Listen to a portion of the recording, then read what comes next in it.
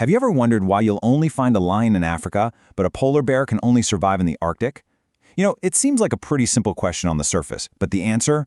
Well, it opens up this incredible world of rules that govern all life on our planet. Today, we're going to dive into those rules, and we're going to do it by exploring the amazing and diverse landscapes of Nigeria. Right? It's the kind of question you might have asked as a kid. I mean, lions and polar bears, they're both these huge, powerful predators, so why can't they just live wherever they want? Well, it turns out the answer is this fascinating scientific puzzle, one that's so important it has its own special field of study. And that field is called zoogeography. It's literally the science that's all about figuring out this big mystery of animal distribution. And its core idea is this: no animal just exists everywhere. Instead, every single species is kind of confined to a specific place, locked in by these powerful forces of history, climate, and geography. Okay, so before we can really zoom into Nigeria, we first have to zoom out. We need to get a handle on the fundamental rules that shape where animals live all across the entire planet. So looking at the big picture, we see two major patterns. First, there's what's called continuous distribution. You can think of this like a species that's found all across the world's temperate forests, right? It's like this continuous belt of life. But the second one is way more mysterious: discontinuous distribution. This is where you find related species in, say, South America and Australia, with a whole ocean in between. And that's no accident. It's actually an echo from a time when those continents were fused together in a supercontinent like Gondwana before they drifted apart. Pretty cool, right? Now, if we zoom in from the whole globe to just a single habitat, we see three more patterns. First up is randomly spaced, which honestly is pretty rare, because the world itself is rarely random. A little more common is uniformly spaced. This usually happens because of competition. Picture seabirds on a cliff, each one nesting just far enough away so they can't peck their neighbors. But the pattern you see most of the time, by far, is clumped together. Life gathers where the good stuff is, whether that's a watering hole, a coral reef, or just, sticking together for safety in a herd. Okay, so with those rules in mind, let's start applying them on a continental scale. We're going to turn our focus to Africa, a continent that is, and this is no exaggeration, one of the world's absolute greatest hotspots for biodiversity. And this map shows you exactly what I'm talking about. See these highlighted areas? These are what are called biodiversity hotspots. Places that have a truly extraordinary amount of life, but are also facing some extreme threats. And get this, Africa is home to 5 of the world's 25 hotspots. We're talking about everything from the Mediterranean basin all the way down to the unique plants of the Cape region. These are basically the crown jewels of the continent's natural heritage. So, let's take a little tour. Our first stop is the Ghanaian forest of West Africa. Now, this isn't just one big jungle. It's more like a mosaic of different forests that stretch all along the coast. And the sheer amount of life packed in there, it's just staggering. Just let this number sink in for a second. 2,250. That's how many plant species are found only in this forest and nowhere else. And it's not just plants. This region has Africa's highest diversity of mammals, including critically endangered primates like the rollaway monkey. It is a genuine treasure trove of unique life.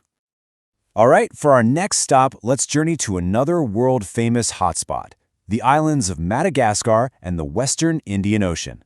You can think of these islands as a kind of living laboratory for evolution. This quote right here gets to the absolute heart of it: isolation. That's the key word. Because these islands have been cut off from the mainland for so long, life has just evolved in its own unique way. And that leads to this concept of endemism, which means species that are found here and absolutely nowhere else on Earth. In fact, Madagascar has more endemic vertebrate species than any other place in Africa. So, with all that global and continental context in our back pocket, we can finally arrive at our main event, Nigeria. It's a country where all these grand rules of nature play out in this incredible variety of different habitats. Let's start in one of Nigeria's most iconic landscapes, the savanna grassland. I want you to just picture it. These huge, vast plains, mostly covered in tall grasses, with trees dotted here and there that are tough enough to survive the hot summers and cool winters. This environment really shapes every living thing inside of it. So, who exactly thrives out here in the open? Well, the savanna is really the kingdom of runners and grazers. You've got antelopes and giraffes, which are built for speed and covering long distances to find food and, of course, escape danger. And then you have predators like hyenas, who rely on their stamina and working together as a pack to hunt across these massive plains. Seriously, Every animal here is a master of living out in the open. Okay, now for something completely different. Let's do a 180 and travel south, down to the mangrove swamps. This is a world that's all about water. The ground is constantly soaked, and the plants have these incredible adaptations, like breathing roots that literally stick straight up out of the mud to get air. And the animals here, they're just as specialized. Life is all about navigating this world of water and mud. So you find amazing creatures like the mud skipper, a fish that can actually walk on land, and just countless crabs and frogs that love the dampness.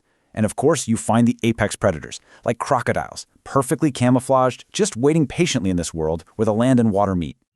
So we've just seen this incredible variety, right? From the wide-open savanna to the dense, wet swamp. But why does all this variety, this biodiversity, actually matter? The answer goes way beyond just having cool animals to look at. It's actually fundamental to our own survival. So the official definition of biodiversity is the variability among all living things. But here's the key thing to get. It works on 3 different levels. There's the genetic diversity within a single species, the diversity between different species, and finally, the diversity of entire ecosystems, just like the ones we just saw. And all this diversity provides what scientists call ecosystem services, which is basically a fancy way of saying all the stuff nature does for us for free. You know that bee pollinating a flower that becomes our food? That's biodiversity at work. Birds eating pests in a field, forests keeping our water clean, tiny microbes breaking down waste. We depend on these things every single day, whether we realize it or not. And the sheer scale of this diversity is just mind-boggling. I mean, look at this. Scientists estimate there are almost 8 million animal species alone. And that's just an estimate. We've only actually identified and named a tiny fraction of them. This chart just gives you a little sense of the incredible richness of life we share this planet with. Which, of course, brings us to our final and maybe most urgent section.